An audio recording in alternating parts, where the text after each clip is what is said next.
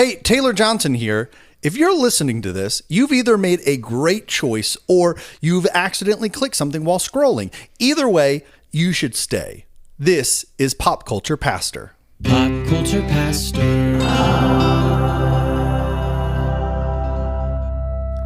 So, Cody, I don't know what it is about Scooters, the coffee place. I guess it's any drive-through coffee joint, because it occurs to me that people listening, you might not have Scooters. I don't know if Scooters is nationwide. It is. It's really not the point. The point is when you go get a coffee, they do this thing where it's usually some high school, college age-ish girl, and she has what she calls, or they call, the question of the day. And it's usually something like our very shallowest of lobby questions. Like, you know what I'm saying? Like, it's very, do you like this or this? And I don't know what it is about them, but like, it's like my nervous energy combined with my nervousness. I am more honest with those people than anyone else on earth. Because one minute I'm like, well, I preferred Who's the Boss over Alf. But let me tell you a little bit about my ADHD. You know, like, I'm just like wildly open. That's interesting. Yeah. Do you have a term for that when someone's just like, I guess oversharing maybe? You're word vomiting. Word vomiting. Yeah, that's probably a better description. Anyways, yeah. I hope y'all are settled in for another hour plus of word vomiting from Dave. You're welcome. Because here's where we package it and sell it, baby. All for the cheap one-time price of free. Download. This is Pop Culture Pastor, the podcast. My name's Dave. Cody's here. I am, shockingly. And he will not be word vomiting. Try not to. But I tend to sometimes. No guarantees. We have a news segment here, and I've been wanting to talk about this for over a week. I just kind of, with the excitement of the 200th episode and all of that stuff, I just thought it just kind of got lost. But I want to talk about Warner Brothers. The WB? Yeah, that's them. And this possible thing that's happening, because right now Hollywood and the media world is collectively holding its breath, because Warner Brothers Discovery is officially exploring options to be to sell either the whole company, or maybe just the studio streaming arm, or maybe even just like the rights to the IP they have, like their Warner Brothers content. And so you're aware of this, right? Yes, I have thoughts, but yeah. I'll let you finish. Yeah, well, let me get the basics out. So you've got CEO David Zaslav. Dave, as I like to call him. He is close personal friends with WB CEO. He's indicated the company is open to offers while still retaining the option to split it up, like not just sell Warner Brothers outright, but into pieces. Paramount early on, that's where like all the rumors were. It was all about Paramount. Yeah. At some point, Netflix gets involved. And this is where people start sweating bullets. I did not sweat. Because Netflix has the dollars, obviously. Amazon also rumored to be involved. So now you got two heavy hitters that are very much streaming giants. Even though Netflix's public line, I mean, Netflix is clearly interested, but publicly they're like, we build, we don't buy. Like, that's a fib. Right? Like, exactly. It's like you wouldn't want the Warner Brothers content. Yeah, especially since I will put this out there. They have made Netflix original DC content. Netflix has? The Sandman. Right. The Dead Detective Boys. I think that's what the series was called. That one was actually good. It just only got one season, though. And I feel there was something else. One other one. And yeah. Was it the Tooth one?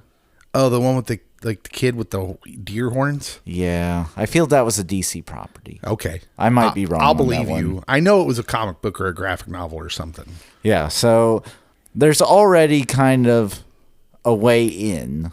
Yeah. For those of us who might be focused on one branch of Warner Brothers. Yeah. So theater owners super nervous, calling this a red alert moment. The company, this is what it means for theaters should Netflix buy Warner Brothers. If a streaming native giant like Netflix somehow acquires the studio streaming arm of Warner Brothers, it could affect theatrical windows even further. We already know theatrical windows have shrunk. They could become even smaller, or some people could say it could be more flexible. If Netflix leans into streaming first for a lot of those assets, that could be a problem. That's scary for movie theaters, which already are feeling the squeeze. Fewer theatrical centric releases might mean fewer event films built from the ground up for big screens. Like for instance, Chris Nolan making Oppenheimer is filming it for the big screen. Yes. A lot of your bigger Avatar, James Cameron is not filming that for streaming. You'll know my friend JC. So fewer of those kind of things. It's threatening the business model of exhibitors the way it's been for theaters, and theater owners had quite the reaction to all of it in the last few days. But on the flip side, Netflix owning some major IP, HBO, Warner Brothers, DC, whatever, could drive more prestige releases or more Netflix premiere in theaters type stuff, right? Which they did with Guillermo del Toro's Frankenstein. Yeah. It had like a 2 or 3 week run. Uh-huh. Oh, that was made for Netflix. Yeah, Netflix did a movie, but part of its requirements was it had to have a 2-week minimum run in theaters. Yeah. So, I suppose there's some people that say you could get more of those, but then the counter to that would be, well, what if that was going to be a theater release if everything was the way it was before, and now you're just getting this 2-week window? Where does that leave theaters? On the outs, baby. I don't know. The big caveat is the consolidation factor. Fewer, what they would call distribution exclusives. So a lot of these studios make deals with particular theater chains. Mm-hmm. And fewer studios means fewer of those, means not only are you creating a monopoly among movie studios, but you're creating monopolies among theater chains, i.e. the mom and pop type theaters will feel this the most, which isn't that the way it always is? I mean, isn't that the way it is? So I think the mom and pop chains, they shall survive in communities medium to small size. Because in our neck of the woods, I think people still enjoy the option of going to the theaters. I don't think it ever has been super popular, but you even see more communities now going back to having the drive-in. Even Tesla is now having drive-in diners in certain locations. That it's now nostalgic, and so there is a market for it, and you might still get some movies that can be displayed there, and it also gives, I think, the indie studios their time to shine, which we have seen an influx of with A24, Neon, all these studios that aren't affiliated with the big 3 or 4. So yeah. Well, let's talk about what it means for DC Studios and James Gunn, because Jimmy, for the fledgling DCU under James Gunn and Peter Safran, this sale could be a huge thing. There's all sorts of rumors out there by people who claim to know that say well, if Netflix buys, they're just going to let them go. They're going to do away with Gunn, Safran, and everything they've done and everything they're working on, and just start over and do their own. Also, an interesting component, if Netflix was to buy, they have a huge multi-film deal with the one Zachary Snyder. Yeah, so there's another like little wrench going on there. It gets really convoluted, although it doesn't seem like Netflix might not. I mean, they just gave Zack Snyder, of course, the money to just do this huge spectacle movie thing that completely bombed in the sci-fi one. Yes. And I don't even remember the name of it. That's how badly it did. Rebel Moon. Yeah, it was Rebel Moon. And part 2. I watched both. He takes so long to tell the story, but it looks so good. That's because everything's in slow motion. That's what it feels like at times. It's like a hero, muscles rippling, falling while shooting a gun, close up on bead of sweat dropping from his forehead. Chuck Hunnam was in the first one. Only his friends call him Chuck. Yep. So are you worried is what I want to ask, because No, you're not worried. You're just like James Gunn above all things. So there's a lot of moving pieces with this, because I mean, there's Netflix, there's Paramount, there's Sony. Like, there's a lot of individual players that are in the potential market for buying Warner Brothers or Warner Brothers pieces of property. And then there's even rumors of hostile takeover, because Warner Brothers issued a statement, I think today, that they're going to decide by the end of the calendar year if they will sell or if they'll just keep things as is. But even if they do keep things as is, since they're a public traded company, there could be a hostile takeover. Yeah. And then goodbye, Dave, and potentially Jimmy and Pete. Yeah. Yeah. I don't know. Netflix intrigues me because I could see a scenario where that's good for the DC property. I don't know that it's good for James Gunn's vision of the DCU, which would be sad because as we know, I liked Superman. I liked it. And I'm looking forward to Supergirl and Man of Tomorrow And Lanterns. Yeah. So I'm looking forward to all that. And that would be kind of sad to deal with another situation of like, oh, great. Now we've got a run of material that we know is not going to go anywhere because, The Rock messed everything up again. I don't know why The Rock. I don't know why I'm throwing it at The Rock. because he rearranges the hierarchy. Just because I'm still mad at him. Anyways. Paramount would be intriguing because I do think that they would probably let James Gunn cook. Yeah. So Paramount's working with less capital, I think, off the top. Yes. And according to industry insiders, even if some other streaming giant purchased Warner Brothers and engulfed all their properties, they would still be miles behind Netflix.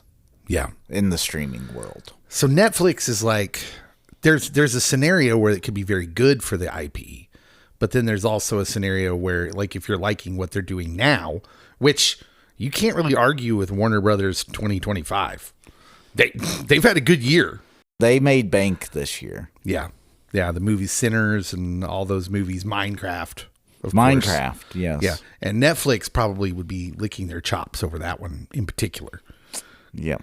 So, yep. Okay. That's the news. We're going to follow it. For what it's worth, David Zasloff says, should know something by the end of the year. They'll have an announcement he said Christmas 2025. That's all coming up pretty quick. Hey, my friend Dave, making decisions. Yeah. And James Gunn could be out. He better not be. We'll boycott. Cody could have the worst Christmas ever. All right. That's enough of the news. Let's talk about what we're here to talk about. A review of Netflix, by the way, a Netflix movie. It was #1 on Netflix. It's called House of Dynamite. We'll talk about it when we come back.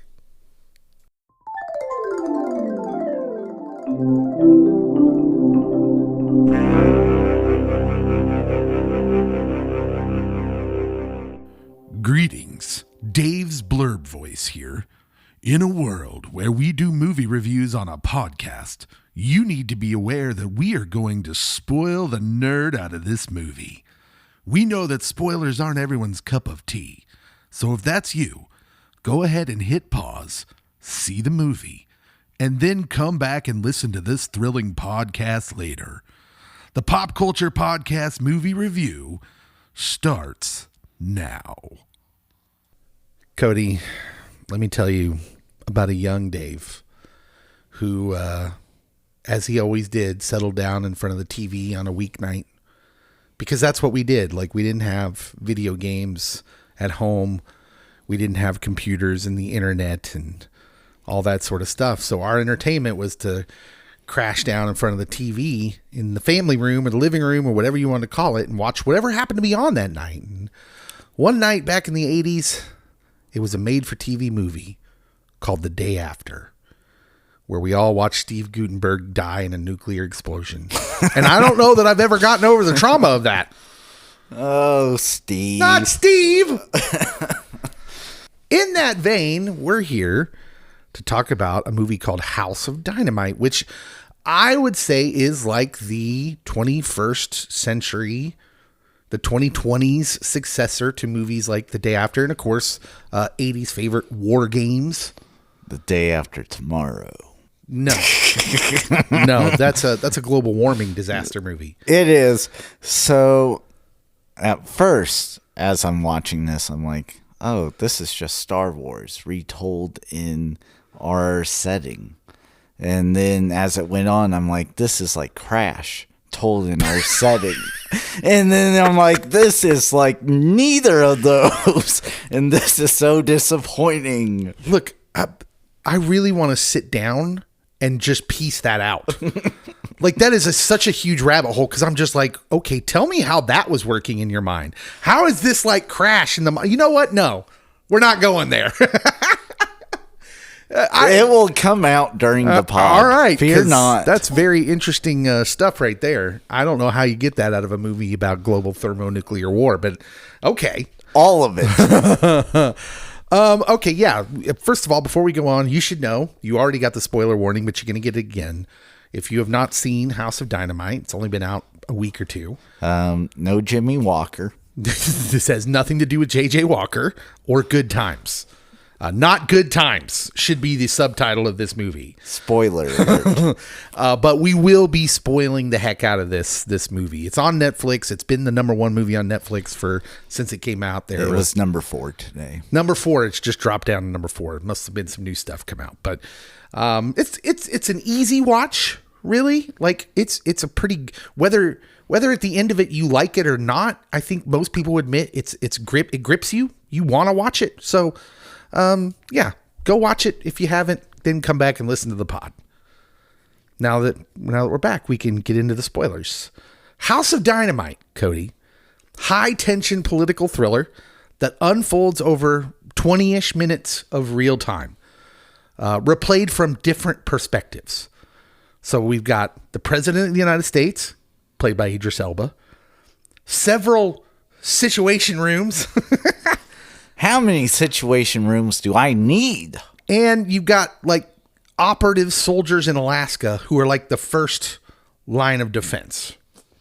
After storm chasing, you join the military and you go to Alaska. That was a reference to our friend Anthony Ramos. Yes. Who is in this movie and plays one of the soldiers. A lot of people in this movie.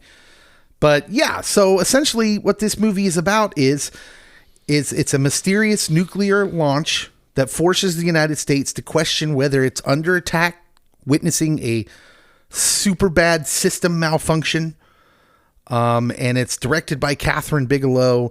It's kind of a return to the war room thriller for her. She also did The Hurt Locker, which is a very critically acclaimed movie. And yeah, it's like... It's got a little bit of these movies in it. It's got a little bit of The Day After, a little bit of War Games meets Oppenheimer with a dash of kind of the pacing of a procedural like 24, if you were a fan of Jack Bauer. I think that's part of the gripping nature of it, is narratively, it feels like you're watching a procedural.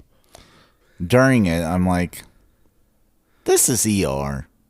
Yeah, a procedural. Yes, yeah, exactly. And that kind of turned me off, but I'm also not a huge fan of this genre. Did you spend the entire movie comparing it to other procedurals and other genres, or what was happening while you were watching this?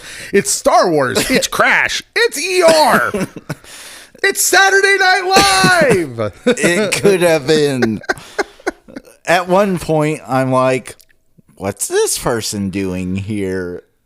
Yeah, so because of the nature of it, and there's like Kathryn Bigelow, the director, does a really good job of like there's tension being ratcheted up because we're seeing all the moving parts of the American government and how they would deal with this and the short amount of time. Like literally you're going over the same 20 minutes from what, 3 different perspectives? Is that what we get? 3, 4. I lost track. 3 narrative perspectives, but then there's several people in each of those perspectives, right? And how they're dealing with this and how the system puts people in a situation where you got 20 minutes to diagnose this, if it's real, and your response, which is like kind of the 3 main components. So, Cody, which vantage point did you most connect with? Like, which vantage point was there a segment of the movie that you were locked in the most? Or did they all feel the same to you? There were people in each scenario that I'm like, okay, I'm calling shenanigans. That I'm not believing that this is how this particular character would act. So it was all about the same. Oh, interesting. Because I did watch a video where they talked to like a former, NSA operative who said like these people who created this film did their homework. They really wanted to make it as real as possible about how each department, each area of the government would react. I believe the government would react this way. I just don't think their human responses were accurate. Okay, I got you. The one person that I believed the most is the person that was supposed to get on the helicopter and decided not to. I believe that's how he would react. The guy, now who is that? The guy that walks off the building. Yes. Yeah, is he the Secretary of Defense, maybe? He's something like... Yeah, I think he's the SecDef. So that also is another thing that I'm not super thrilled about, that you don't get time to say, hey, this person is this person. Yeah. So, right. I'll bring that up later in my what's not good about the movie is I'll revisit this, but the acting is very good, which means you start to care about the characters. You want to know what's going on with them, and you don't get the time to really sit with them. That's not the point of this movie. Nope. But the point of this movie is radars at Fort Greely, Alaska, detect a nuclear missile. The president and all the people around him must use the limited time, 20 minutes, they have to try and shoot down the missile. And then after it fails, decide if they're going to respond without knowing where the missile came from. I'm just disappointed they didn't use Ronald Reagan's Star Wars program to shoot down that missile. Right. So that's House of Dynamite. Obviously, this film slots into what we would call a nuclear thriller or even like a nuclear anxiety genre. Yes. Films that reflect humanity's fears about the nuclear bomb, about a system of deterrence, mutual deterrence, and then, of course, the escalation and collapse. And then post-collapse, we get lots of movies that Mad Max, Book of Eli. These are all movies that take place after some catastrophic event that you assume is a nuclear war. They make hints at. But mainly the 2 movies I thought about immediately while watching this was number 1, War Games, which came out in 1983, in which a teenager played by Matthew Broderick, Ferris Bueller hacks into a military supercomputer and nearly triggers nuclear war, which I will call global thermonuclear war, because that's what it's called in the movie. And the computer's always like, would you like to play a game of global thermonuclear war? Yes. And then, of course, the way that movie ends, it's like this very 80s lesson, right? It's like almost like a Schoolhouse Rocks episode of near nuclear war, because they trick the computer into playing. It's like playing tic-tac-toe against yourself, except it plays global thermonuclear war against itself. And it realizes what it says at the end, which is the only way to win the game is to not play at all. Like, yeah, of course. We know that. Well, that's a good life lesson. Anyways, War Games was 80s chic. It was chef's kiss. Great stuff. Then, of course, I talked about The Day After, which is a more raw depiction of a nuclear strike and aftermath set among ordinary Americans in the state of Kansas. And Steve Guttenberg just right in the middle of it all. Jason Robards was also in that. Several people in that. And basically, that movie taps directly into Cold War dread. Like, no control over the situation, and one day missiles start dropping. And that movie. Oh, I don't know if people outside of Kansas don't remember it like we do, because it was so traumatizing, because we recognize the places that are getting hit. Like, there's scenes of people walking around downtown Lawrence in that movie, Lawrence, Kansas, which I spent time in growing up. Dave could be an extra. We don't know. I knew several people that were extras in that movie. So, like, that was a real thing. And I don't know, I think that made it more traumatizing in a way. But this film, House of Dynamite, takes that sort of lineage and it refracts it through a modern day lens. So you've got the high stakes decision loop going on. You've got institutional breakdowns. So, like, they make all these plans. It's always about these plans the government makes, and like when this protocol and this protocol. And then when all HE double hockey sticks breaks out, we find out that, like, oh crap, we're going to have to make decisions based on not having any information like we thought we would. So there's that. And then there's the ambiguous origin of the threat is what leads to that. And because it's less about evil Soviets launching missiles and more about uncertainty and moral limbo. What's the moral play here, and does that matter? Although if someone launches from a cargo ship in the Pacific, which theoretically I think could happen, because I remember reading something about that, but like it was based more on the EMP type thing, but launching a nuclear device essentially from a cargo ship out in the Pacific somewhere, you wouldn't know. I like to think there would be chatter on the interwebs. Yeah. Cody, so the missile's origin is never revealed in the movie. Does the lack of a villain make the film stronger or weaker, in your opinion? It doesn't have a negative impact. I think it heightens the dread, especially once you get to the president's viewpoint.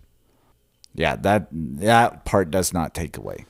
In this genre, it starts with Dr. Strangelove in the 60s, which is like a satire. Classic black and white satire, Cold War type movie. Then you got War Games the Day After, which I discussed. And then things start changing as we pivot after the Cold War. You've got movies like Crimson Tide, which instead of the conceit of just nuclear Armageddon, now they're working their way towards what happens when the system put in place breaks down and it leads to a near miss, which, looking back, we know the Cold War was full of these moments where humans had to make a decision, and luckily for everyone, they made the right one at the time, which, by the way, it appears the president is not going to make the right decision at the end of this movie, or what I would call the right decision. And I only say that because, by all accounts, JFK made the right decision in the Cuban Missile Crisis. He made a moral decision, like, instead of pre-strike, before you can't. Yep. Speaking of that, 13 Days, which came out in 2000, which is based on the real life Cuban Missile Crisis. And then, of course, Oppenheimer in 2023 is about the birth of the bomb, but a lot of talk of mutual deterrence in that movie. So, yeah. Cold War movies were about the enemies we could point at, and movies, it's kind of transferred to this one where it's about, what if we can't point at the enemies anymore?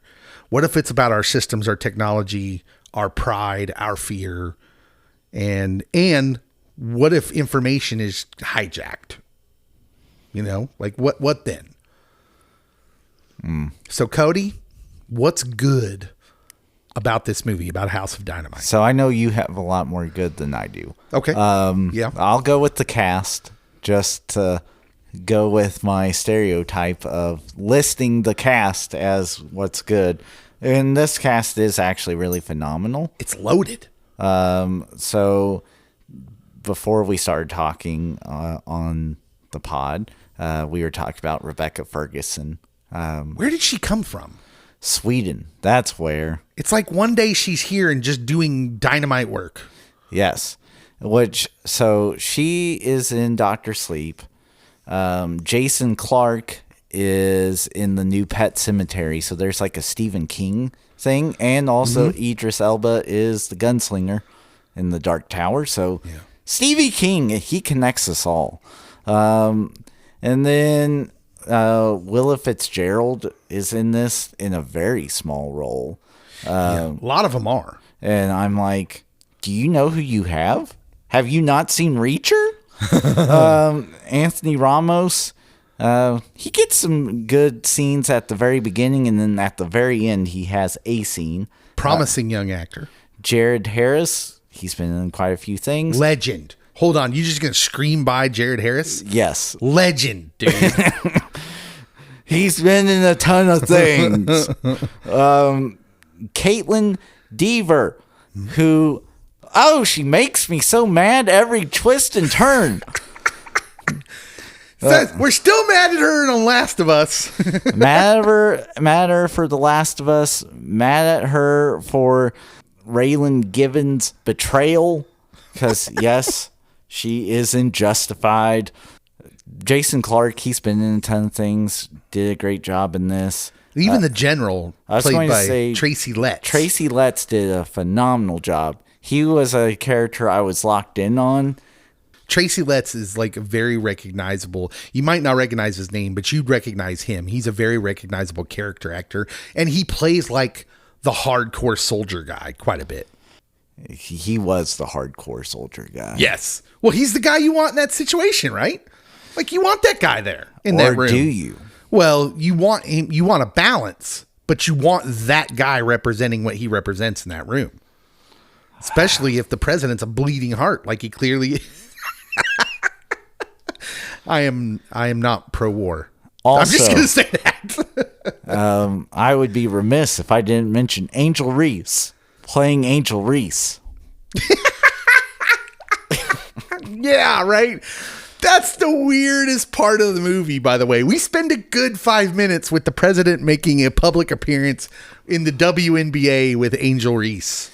At what appears to be a basketball camp before a game. Yeah, wild stuff. But yeah, they very much wanted to make him Obama-like, I think, and not Trump-like, which I found an interesting choice as well. I wasn't sure how I felt about, like, he had to be playing basketball.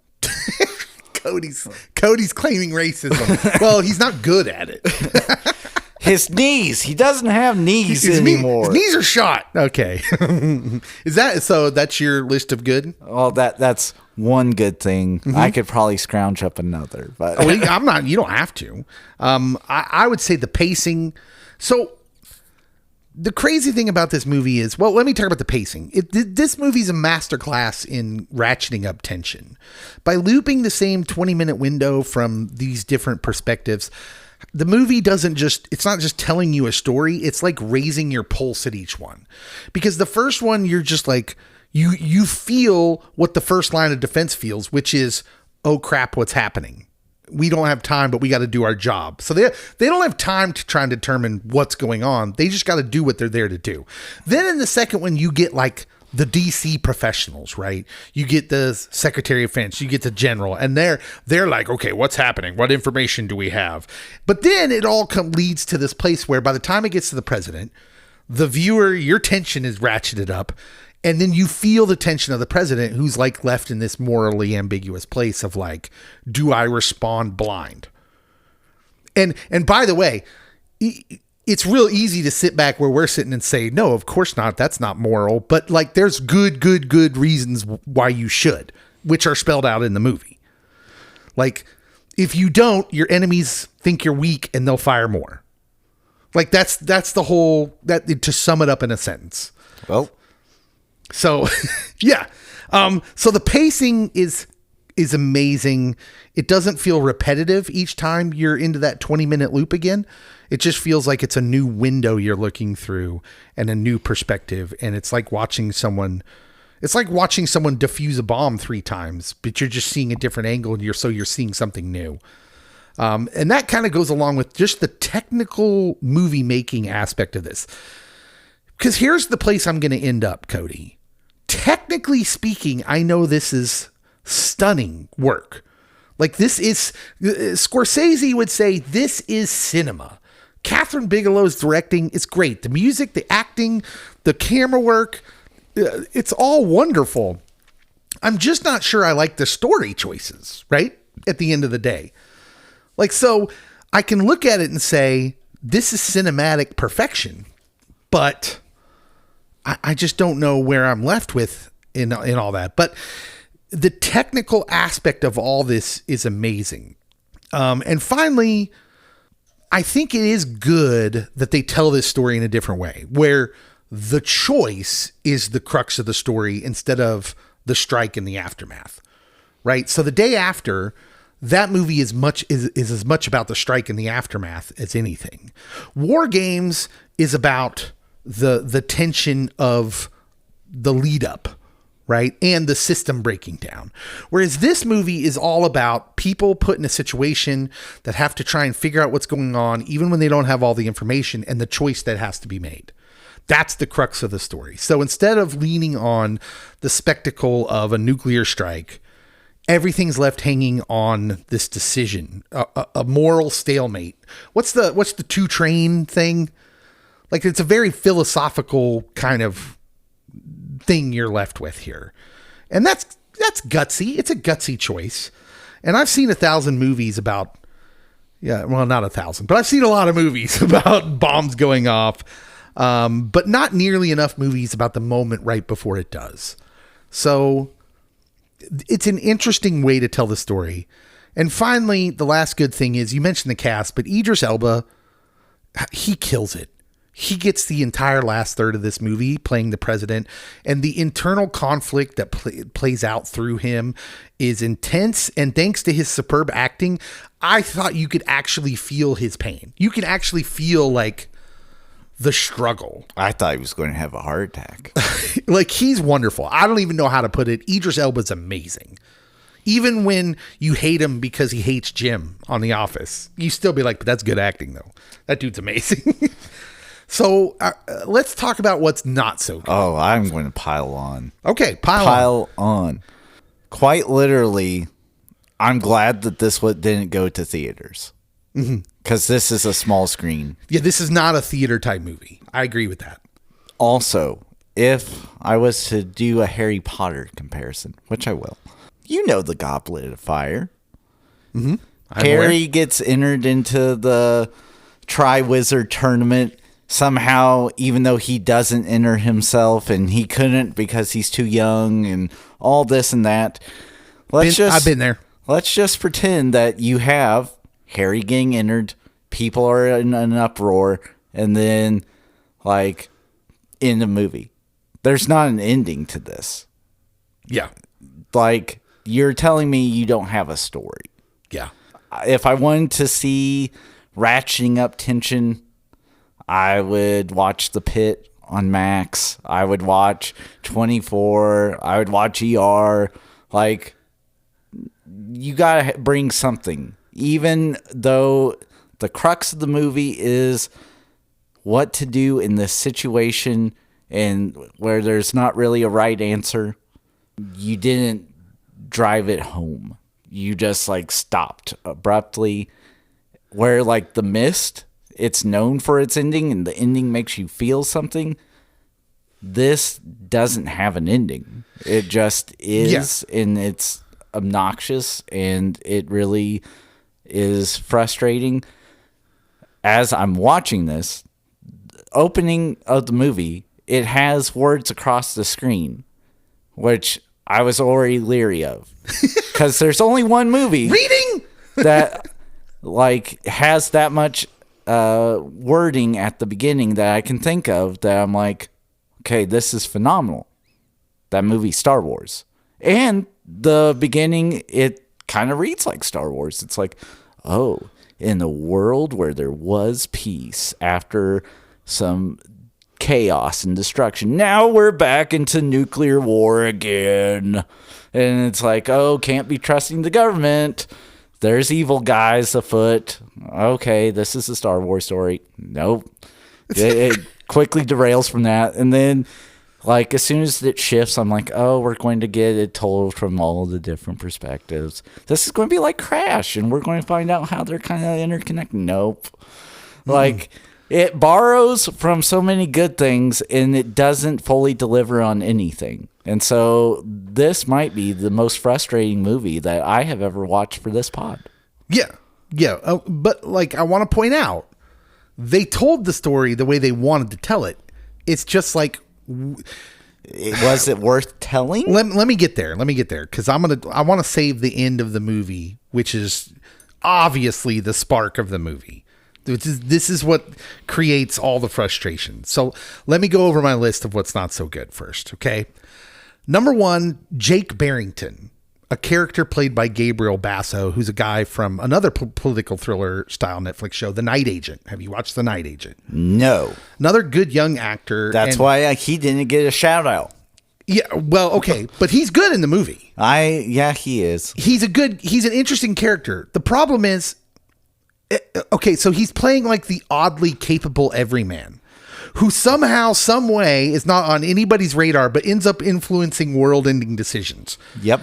And it feels like he's wandered in from a completely different movie. Like the setup screams Jack Ryan, right? Like it's almost like Kathryn Bigelow picked up this script that was supposed to be a franchise starter for this character, Jake Barrington, and then changed it into what she wanted to change it to, but just left that character in. So he feels wildly out of place. Yes. Like what dude's running in off the street. Why is the Secretary of Defense and the Joint Chiefs of Staff general guy, why are they putting up with this dude they have no idea who he is on this community call here that only has the top of the top, and he's giving opinions. And how is he the one that gets to talk to the Russian dude? Right? It feels so weird. Like it just doesn't fit. And the problem is like, it feels like a character from a different story that they just kind of left in there. The other problem is you spelled this out too. The dangling threads. So when you have great actors and you have a great director and the story's technically done well, then there's depth of character. You can't help it. The film is so laser focused on the 20-minute structure that it sacrifices some of the humanity along the way. Like Rebecca Ferguson's scenes are amazing. Like she's amazing, and you meet her family and like, I want to know what happens. I care about her and her family, but you don't know what happens to any of them. They're fine. Narrator, they would not fine. Like, the film never circles back to give you any sort of closure on any of these characters or their loved ones who you meet in the movie. I like to think Angel Reese made it to the bunker. So in the narrative, by the time the narrative shifts to the president, we lose track of all these threads that you started to care about, which again, I can say that wasn't the point of the story they're telling, but sometimes you don't get to control the story in that way. Mm-hmm. The point is the point of when I watch it. This is the issue of art. Some people look at a painting and see one thing. Some people look and see another thing. Art is subjective, not objective. This was objective. It's the problem of Born in the USA by Bruce Springsteen. He says it means this, but no one actually cares because that's not what it means to them. It's patriotic theme, right? And then Bruce gets mad. Whatever Bruce says it is, it is. Yes, he's the artist. He has that right. But also as the listener, I have the right to be like, well, whatever, bro. That's not what it means to me. Born in the USA. So yeah, the dangling threads are very obnoxious, as you said, which brings us to the end. Look, I get it. It's supposed to make you think, not feel. You're supposed to think, not feel things. I understand the symbolism of leaving the decision unresolved for the viewer, but emotionally, it's like the movie unplugs itself mid-sentence. It's very jarring. It's very obnoxious in the moment. I saw one reviewer say this, and I agree with it. He said it was like watching the first 20, 30-minute intro to a really great movie that you don't get to see. Yep. Like, that's kind of the way you end up feeling. And after investing in these characters to be abruptly ejected from their story to make a philosophical point feels, to use a word that you might use in your profession, clinical. It's like when they teach you something in the mental health field, they're not worried about you being interested in a story. It's clinical. And that's how it ends up feeling. Cody, Kathryn Bigelow says she wanted to spark conversation. What conversation do you think this film wants us to have? So the conversation that it did have, it was talked about a couple days ago at one of the places I was working at. Are they going to make a sequel? Because that's where your common everyday person ended with, was like, oh, well, they just stopped it abruptly because they're going to make a follow-up. No. And I don't think that's their intent at all. Which I agree that's 95% not happening unless Netflix is like, we could cash grab. I'll bet you $1,000 Kathryn Bigelow wouldn't do that, though. They'd have to go get some other hack director. They'd go, yes, Zach, you're up. And then it will be 3 hours later. Black and white, a post-apocalyptic wasteland. And Chicago is not fully there anymore. Yeah. Well, so we don't even get to see, like... We don't know if that was a dud. We don't know if that was legit. Mechanical error. Could have been someone hacking into our computers. Like, we don't know. You're left completely unresolved. Yeah.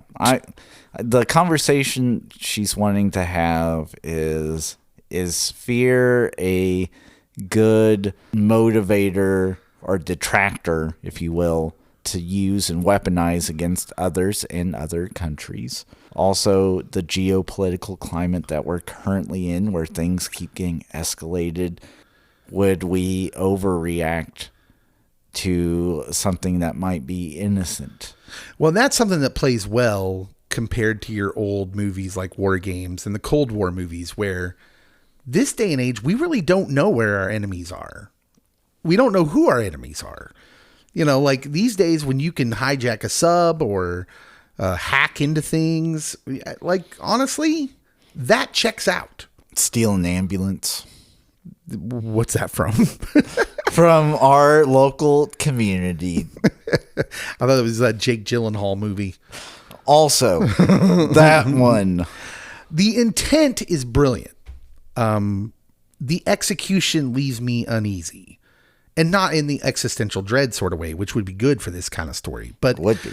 In a I saw the first 2/3 of a great movie way, and then it just kind of got dropped. So I guess what I'm saying is I was way more interested in the story they were telling than the discussion that they wanted to have happen.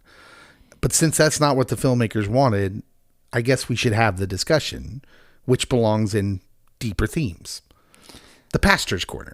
At its core, House of Dynamite isn't a movie about war. It's a movie about control, or more precisely, the illusion of control. Mm-hmm. The story puts humanity's most destructive invention in the hands of systems and people who would like to think those systems are infallible. And then it shows us how fragile they actually all are. Like how close we are at any given time to mutually assured destruction. So the three overlapping timelines in the movie become more than a narrative device. It's a metaphor for perspective itself, right? Like we're with the people who get to know what's going on. Most people wouldn't even know. Including the girl from The Last of Us. Yeah. Like just being completely rude to her father. Well, in her defense, she has no idea what's going on. She doesn't. And he can't tell her. Well, he could. Yeah, but why tell your kids they're about to die? Because you could. Doesn't mean you should.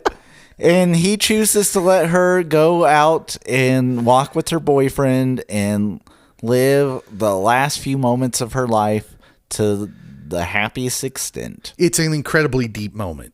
in the film. And like, again, an example of how you get like really invested in these characters, because there's these deep character moments that happen in the middle of all this. And then it just kind of gets left. But everyone in this story believes they have the full picture and they're trying to make decisions based on that, but none of them actually do. And it's a reminder of how limited our perspective and our vantage point actually is. Even when we're sure we're quote unquote doing the right thing, each new perspective in the movie we get is like a confession that we never really know as much as we think we do, which leads to this moral question at the center. By the time we get to the last third of the movie, which I actually think is the best part because of Idris Elba and him being the president and it all landing on him, the decision that may or may not end the world. And what makes it so compelling is how real it feels, because he doesn't play it like, I'm super, smart president and I have all the information. He becomes very human in the moment, right? He's like literally asking the soldier, what should I do? He calls his wife, who's like on safari in Africa. Safest person in the whole movie. Yeah. What should I do? He's literally asking people what he should do, because clearly this is a decision that's too much for any one person. Is God giving you the answers? Yeah, exactly. History is full of moments we found out after the fact where one human being is all that stood between us and this, what's depicted in this movie, a radar operator, a submarine commander, a president in the Cuban Missile Crisis. We've heard these stories where someone had to choose restraint over reaction or response.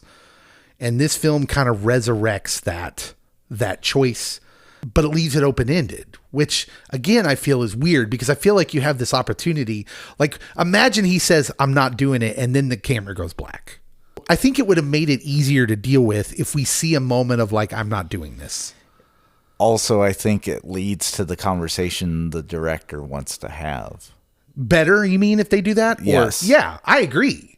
If you're jaded, you think, oh, well, we know what he's going to do, and it's going to be mutually assured destruction, and that's the end of civilization. But the problem is that's not what history's told us at all. There are stories like this in the Cold War where it came down to one person who had to make the decision, and they chose the moral choice every time. On both sides, Russia and the United States. These stories are out there. Look them up. So it's weird for me. The movie's not trying to preach, but it does highlight this truth that scripture often does talk about. And the problem isn't the machine, the system, it's the heart running it. It's the human, right? The system's not the problem. It's us. So House of Dynamite is suggesting that real strength doesn't come from power, worldly power, precision, but from actually from restraint. It's the only choice the president can make at the end that doesn't lead to assured death. Yes. So the humility to pause when everything in you is screaming you have to act. Choosing pause over response, reaction, revenge, whatever you want to call it. And that's sort of the deep theme of the movie, although it's hamstrung by the way they end it. Very much so. And I suspect it's so you can have this conversation. If you wanted to. It's weird. It's so weird. Cody, do you have a recast it? Is there one role you would recast that you think improves the movie? Not really. Yeah. Like, the cast is fine. That's not the issue with the movie. No. And I think everyone does their job well. Honestly, I wouldn't change one role. Even Angel Reese playing Angel Reese does a great job. She's the least believable role in the movie. Every performance in this movie feels lived in. It feels authentic. There's not a single movie star moment where someone's just drawing a paycheck, you feel like. No one's being too hammy. They're not trying to steal scenes. Like, it's wonderful. Like, it's great. Everyone in this is great. So I wouldn't recast anyone. The acting is that good. Everyone belongs exactly where they are. Who's your winner of the movie? This is a tough one for you because you clearly didn't like it more than I did. I will say, in a shocker, Angel Reese and her basketball team because they're based out of Chicago, but they were in DC that day. They were on the road. Oh, I didn't even pick that up, but you're right. Thank goodness Angel Reese and her team were playing a road game. Just so you know, though, she's not on Eagle One, the helicopter that picks up the president. Isn't it Eagle One? Yeah, she's not on that. So she's left to fend for herself should there be more bombs. Yes, more attacks. My winner of the movie is Kathryn Bigelow. She's a filmmaker who understands silence can be louder than the explosion. And in this movie, she strips away everything unnecessary. There's no, like in a lot of these movies, there'd be like a sweeping monologue where someone would deliver some sort of monologue that's really human or whatever. There's no emotional manipulation. And she still manages to make a movie where your heart gets going a little bit, your heartbeat, your pulse quickens, you're gripped by it. It's gripping. It draws you in for sure. She builds tension like a symphony conductor. Like, I think it's that good. Where some filmmakers would reach for the spectacle of it all, she has a tendency and is known for reaching for realism with The Hurt Locker, movies like that. And at times it can be breathtaking. So aside from the script, the story they're trying to tell, the technical achievement made here, I think is amazing. Who's your loser of the movie? I think it's an obvious one. Noah Oppenheim. He's the script writer. He is the script writer. There are two scenes in the movie that they get their own title card. So when we get to the second perspective, it's called Bullet Hitting a Bullet. And that analogy, phenomenal. Yeah. Loved it. It's a line delivered in that perspective. Yes. Yeah. And then the next perspective, a House of Dynamite. Mm-hmm. And it's like, okay, you're setting the framework, and then like you needed one more line to get to the end, but you just, again, if we're going with the Goblet of Fire, we haven't even gotten to the games. We just stopped with everyone being mad at Harry Potter, and that's it. So the guy's a former journalist who's now a Hollywood guy. He writes scripts. But it seems like something a journalist would write. And by the way, he was a journalist in national settings, federal government. And so like, it just seems like it. And you can tell that while I'm trying not to bomb on his ability to write a script. There's definitely moments that I'm like, hey, you got this. But what I will say is being a good writer doesn't necessarily mean you're a good storyteller. Yes. And that seems to be the problem with this movie overall, is it's not a great storytelling achievement. And so, yeah. I honestly, at the end of the day, I didn't know if I needed this story in my life. Yeah, I agree. My loser of the movie right up that alley is anyone who came in expecting a political thriller in the Jack Ryan vein, Jack Bauer, any Jack Reacher, whoever. All the Jacks. All the Jacks. Jack Kennedy. This movie isn't here to give you a hero with a gun, a one-liner, or a suspiciously well-timed satellite feed. It's not that kind of house, and the dynamite here is moral. It's not about the story. And if you're looking, if you thought this was a part of a beginning of a franchise, you probably spent most of the movie waiting for Jake Barrington to jump through a window and like, we're running out of time. Which I kind of was, because I kind of like that actor, but it just never happens, right? Because that's not what this is about. And so, yeah, the losers here are the people that actually wanted the Jacks. Yep. I wanted the next Jack Ryan. I just wanted a conclusion. That's all I wanted. It could have been like The Mist, where it was just the worst possible outcome, and I would have been okay with it. This review was not our original plan for the podcast. No. This week, this was a fallback because something we were planning didn't go the way we wanted it to. But honestly, this is sort of like the way it should have played out, because to talk about this movie, this ending after 1 week after we talked about maybe one of the best gut punch endings ever, like, it's fascinating to see, Because The Mist is not a technical achievement. No, it is not. We talked about it last week about how the studio gets in the way of the original vision of what Frank Darabont wanted. So to go to this movie, which is technically stunning with great acting, and to be left much less pleased. So I told my wife, because I didn't watch it with her. She just asked me about it. I'm like, it would have been a good episode of Black Mirror or The Twilight Zone. Mm-hmm. Like, I honestly think it works better in the TV modality. It would have been a great season of 24. It would have been. I don't know what to tell you. I wanted the procedural part. I think at the end of the day, I'm just like, that's what I wanted. If you like the procedural part and it doesn't have to be about war, might I recommend The Pit?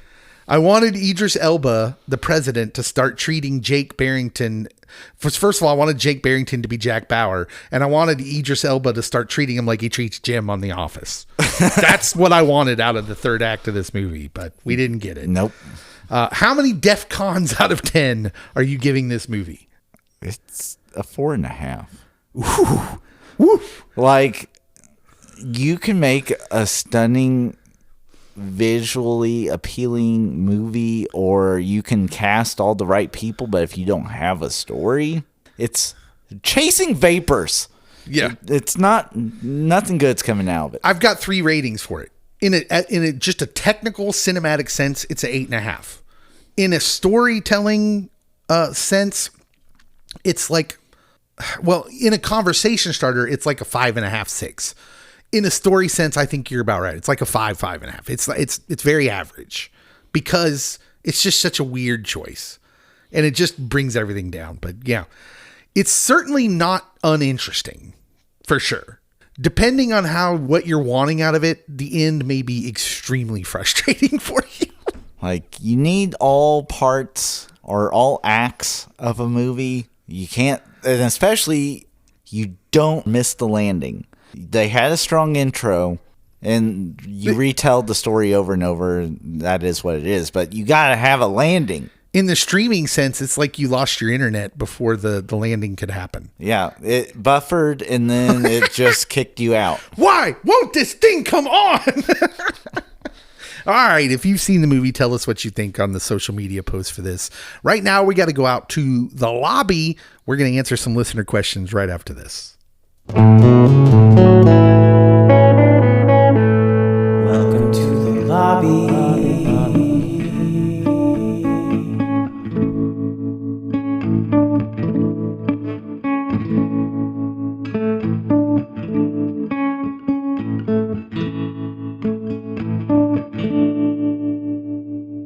All right, Cody, we have made our way out to the lobby.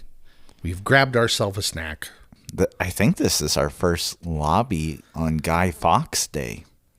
Guy Fawkes Day. Oh, as we're recording this, Yes. it's November 5th. It is. Yeah. And so I've got these snacks that a friend of mine, listener, sent to us from Namibia. They're in a box over here in the room. We got to eat these soon. It will be on the videos. Why don't we do this? This drops on Friday. What if we did a live from Comic-Con We could do that. on Saturday? Saturday afternoon, be on the lookout. God willing. On our social media, yeah, from YouTube and Facebook or whatever, a live. Maybe just Facebook, because I don't know how to do YouTube live. I don't know. We'll figure it out. I think it's easy. It's just pressing live. Okay. We'll figure it out. We'll do a live and we'll test these snacks out. If my church can figure out how to do it, I have faith in us. So we're out in the lobby and we're going to answer listener questions. That's what we do out here. Our first question comes from one of our favorite question askers, David Allen from Florida. He asks, do you think the long wait for the final season of Stranger Things has hurt the show? Yes. Would you like to elaborate? Because I agree. So, I mean, you're hearing it with like everywhere. It's not just people on social media. Now it's like late night talk shows and influencers. They're all making the same jokes of, These kids all look like they're in their upper 20s. these kids are older than I am now. And I started watching this when I was in my 20s, and now I'm in my 30s. Was it COVID? What is the reasoning this took so long? I think part of it was definitely COVID, but that wasn't the complete thing because they had funky spacing throughout. I don't know if they don't have complete stories written out ahead of time. Also, when you have so many people in it, and now some of them have gone on to do big things and some of them are relevant again, that you have to work around schedules as well. Yeah, I definitely think it's hurt it, and not just from the standpoint of like all these kids getting old and being adults now when they're playing seniors in high school. I think the other big problem is you sent me a video today of... I send them. Yeah, would it bother you if you found out the cast of The Office hated each other? Like, would it bother you? Would you be able to rewatch that show? Would it affect your enjoyment of the show? It would not. It would not bother you, but some people would. Oh, yeah. And so, for instance, just this week, so part of the problem of this taking so long is now you've got news breaking at the worst possible time of Millie Bobby Brown making some sort of formal complaint against David Harbour, saying he's a bullying her on set. And like, well, look, I'm still going to watch Stranger Things because I want to know the end of the story. It is hard for me to watch and enjoy something knowing that somebody was causing problems, making someone's life hard on set. And there's also other shows now that I'm intrigued by. Like, I'm watching Welcome to Deary on HBO. And so it's not the only thing going for my attention. You don't have the wave of power that you did maybe 3 or 4 years ago. It has tempered down because of the length, and then you have kids now old enough to be someone's grandpappy, and you have all these allegations, and there's a lot of things that are going to have maybe a slight impact with the numbers. I don't think that'll be a significant one. Yeah, but it's still going to do numbers. I think that you will have people say it was kind of a letdown.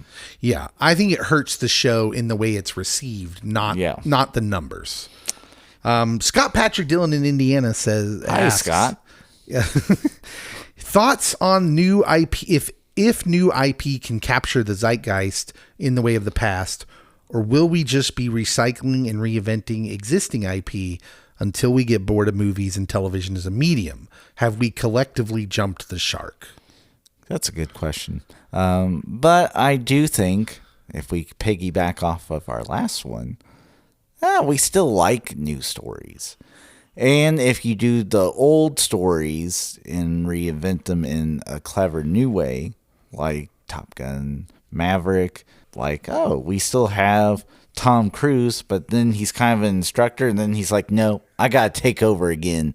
We do like that. But Stranger Things, we can do comps of what it's like, but at the same time, it is distinctly its own thing. Yeah. As someone that just ate a Stranger Things frozen za last week, which the frozen pizza is delightful, by the way. Yeah, people love Stranger Things.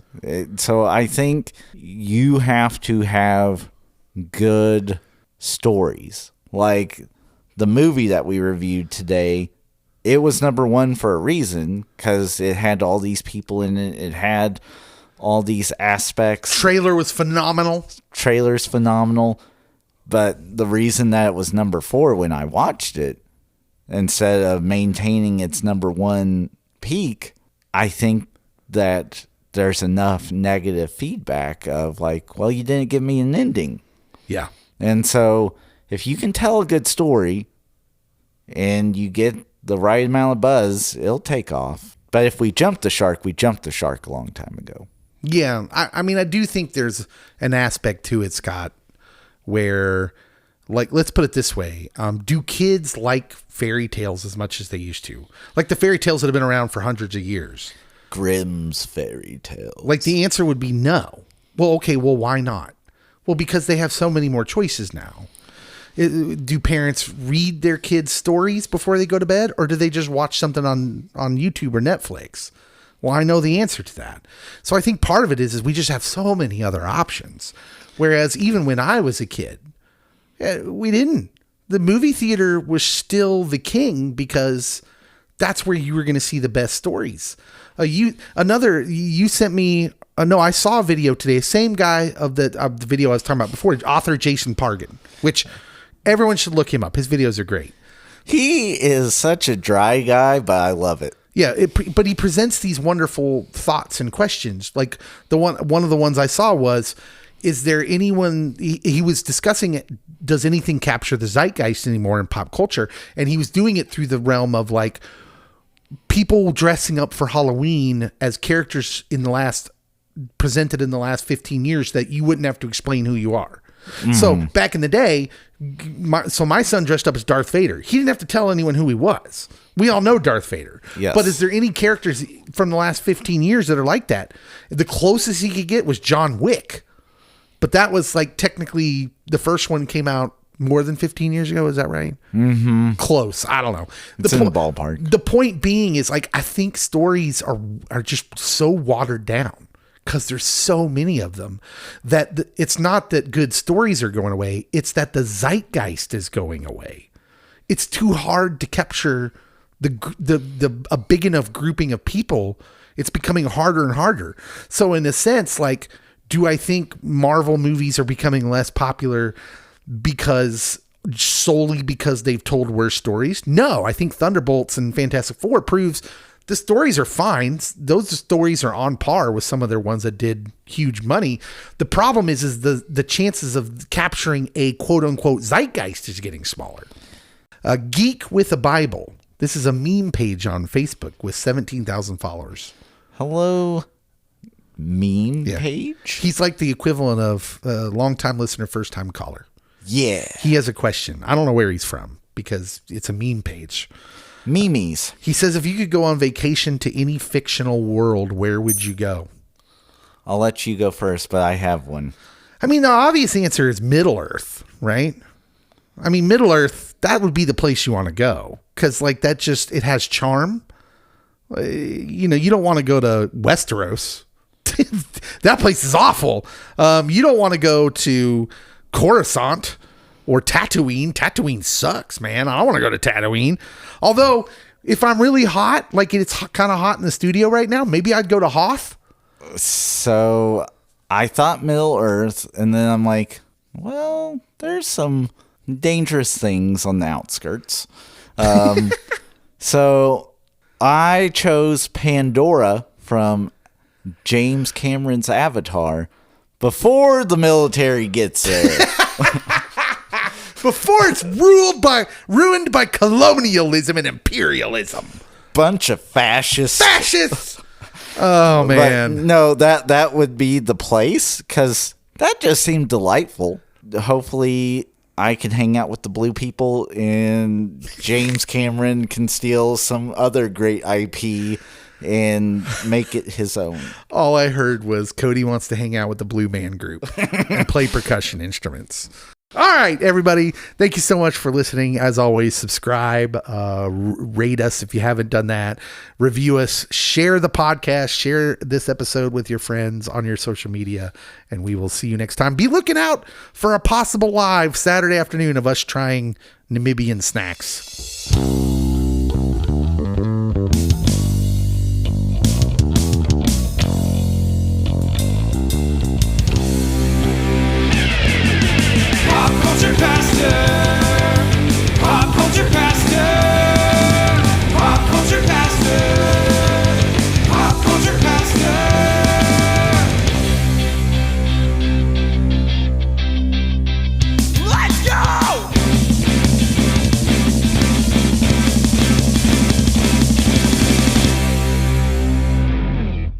I suppose if I was being way more specific, I'd be like, well, I just want to live in Rivendell. Can I just live with the elves? That'd be great. I'll do that. Do you have internet? Do they have Wi-Fi? Because that's a factor.